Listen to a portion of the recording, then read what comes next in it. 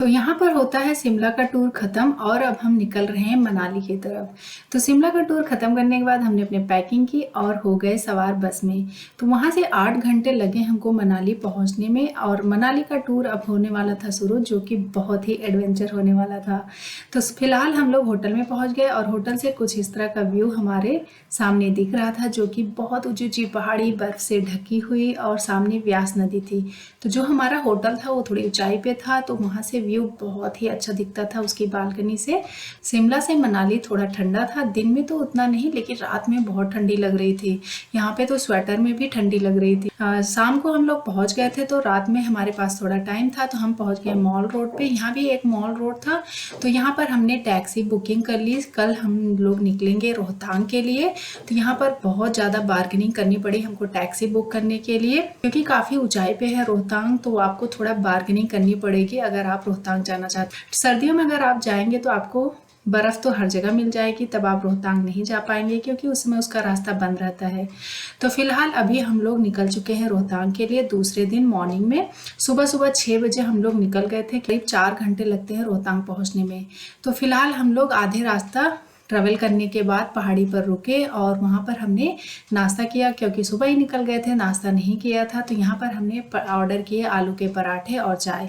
तो हमने सोचा कि पता नहीं ऊपर कुछ खाने को मिलेगा कि नहीं, चलो थोड़ा बहुत खा लेते हैं यहीं पर। तो काफ़ी लोग, ज़्यादातर लोग यहीं पर रुके हुए थे खाने के लिए, तो मुझे लगा कि ऊपर कुछ नहीं मिलने वाला है खाने के लिए, तो यहीं खा के पेट पूजा करके फिर निकलते हैं। तो पहाड़ी पर, जितनी ऊंची पहाड़ी पर हम लोग जा रहे थे ना, तो जो एमआरपी पर भी चीज़ें थी वो एमआरपी पे आपको नहीं मिलेंगी, उसके डबल दाम पे। मतलब 20 रुपए की कोल्ड ड्रिंक है तो आपको 40 रुपए की मिलेगी। तो सब कुछ डबल दाम पे मिल रहा था यहाँ पे। तो थोड़ी देर और सफ़र तय करने के बाद इतनी ऊंचाइयों पर हम लोग पहुंचने वाले थे, तो आपको ये देखिए बर्फ़ की दीवारें दिखनी शुरू हो गई हैं। तो ये रास्ता साफ किया जा रहा है, मशीनों से बर्फ़ को काट कर हटाया जा रहा है रोड पर से। यहाँ पहुंचने के बाद ना, तो नज़ारा ऐसा था कि कैमरा नीचे करने का बिल्कुल मन ही नहीं कर रहा था। मन कर रहा था कि बस रिकॉर्डिंग ही करते जाए करते जाए। जब अगर आप गर्मी में जाए ना, तो रोहतांग को बिल्कुल भी मिस मत करिए। थोड़ा सा पैसा लगेगा टैक्सी ले जाने में वहाँ पे, लेकिन आप ज़रूर जाइएगा, आपको बहुत मज़ा आएगा। तो यही सीधा रास्ता लेह की तरफ चला जाता है। यहाँ से करीब 400 किलोमीटर आप और जाएंगे, 470 किलोमीटर, तब आपको लेह देखने को मिलेगा।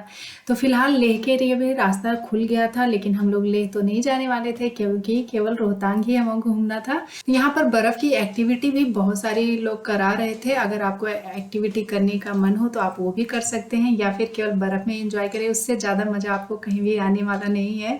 तो हमने बर्फ़ में खूब मज़े किए, बच्चों को तो बहुत ही मज़ा आ रहा था। बर्फ़ ले लेके हाथ एकदम ठंडे हो जा रहे थे, लेकिन हमने खूब मस्ती की बर्फ़ में। और यहाँ पर ना, आप अगर समर सीजन में आ रहे हैं ना, तो थोड़ी सी बार्गेनिंग करनी पड़ेगी आपको, क्योंकि बहुत ज़्यादा पैसे लेते हैं।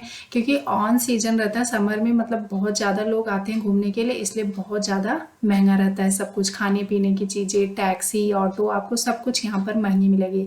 अगर आप सर्दियों में आएंगे तो आप थोड़ा सा बजट में अच्छे से घूम सकते हैं, लेकिन ये है कि आप उस समय रोहतांग नहीं आ पाएंगे, क्योंकि सर्दियों में आप रोहतांग का रास्ता ब्लॉक रहता है, चारों तरफ बर्फ़ ही बर्फ़ रहती है, तो इसलिए आपको रोहतांग आने का मौका नहीं मिलेगा। तो यहाँ पर हमने काफ़ी टाइम बिताया। यहाँ से जाने का बिल्कुल भी मन नहीं कर रहा था, लेकिन जाना तो पड़ेगा, क्योंकि नहीं तो और भी जगह हम मिस कर देंगे, क्योंकि भाई बहुत कम टाइम रहता है घूमने के लिए। तो काफ़ी टाइम बिताने के बाद यहाँ से हम लोग निकल गए हैं। अब यहाँ से जाएंगे हम सोलांग वैली। यहाँ पर बहुत ठंडी लग रही थी, लेकिन जब हम लोग सोलांग वैली पहुंचे तो वहाँ तो गर्मी लग रही थी, क्योंकि वो काफ़ी नीचे था।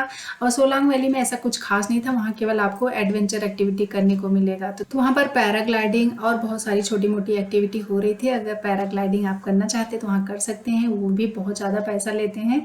हमने तो बुकिंग कर ली थी, लेकिन हवा चलने लगा, उसके बाद फिर वो रोक दिया, क्योंकि हवा चलती है तो पैराग्लाइडिंग नहीं करवाते हैं। सोलांग वैली और अटल टनल का मैं रिकॉर्डिंग नहीं कर पाई थी, बस थोड़ा बहुत हमने फोटो खींचे थे, तो वही मैंने डाल दिए हैं। सोलांग वैली के बाद हम लोग गए अटल टनल। वहां पर हमने उसका टनल देखा, क्योंकि बहुत लंबा टनल बना हुआ है। तो आज का टूर होता है यहीं खत्म। यहाँ से हम लोग निकल गए होटल के लिए। कल निकलेंगे हम लोग कुल्लू टूर के लिए, जहाँ पर हम करेंगे रिवर राफ्टिंग।